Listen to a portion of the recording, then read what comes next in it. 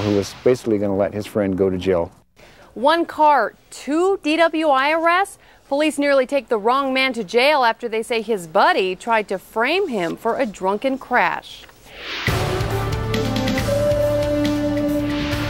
Good evening. Rio Rancho police say 23-year-old Gene Rael didn't say a word as he watched his friend take the blame for a crash that he, Rael, had caused. But once the friend realized he was going to jail, he pointed out Rael as the real driver.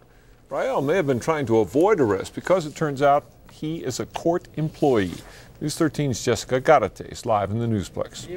Well, police say it didn't take long to figure out who was really behind the wheel. The BMW struck the truck from behind. The truck then rolled several times. A 65-year-old man and a 45-year-old woman were trapped inside. Their truck is pretty much totaled. They had to be cut out. The Rio Rancho Department of Public Safety says the driver of this BMW that caused the crash Sunday night at the intersection of Southern and Unser was drunk. But who was the driver?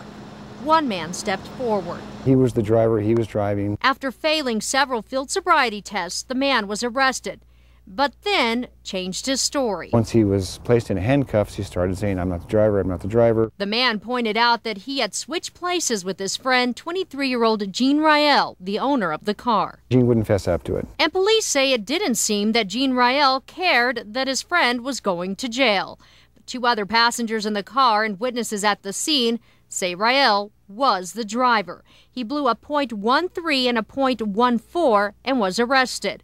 Rael also works at the Santa Fe County Magistrate. He checks on people convicted of domestic violence to make sure they are not breaking the rules set by a judge.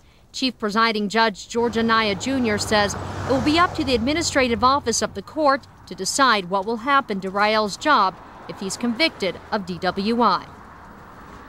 And Rael not only faces DWI charges, but additional charges for not telling the officers he was the driver. He also had an outstanding warrant, and his license was revoked last month for not paying a speeding ticket. The man who was first arrested was released. Dick? All right, Jessica, the 2 people injured in the crash fortunately had minor injuries, and we are told they will be okay.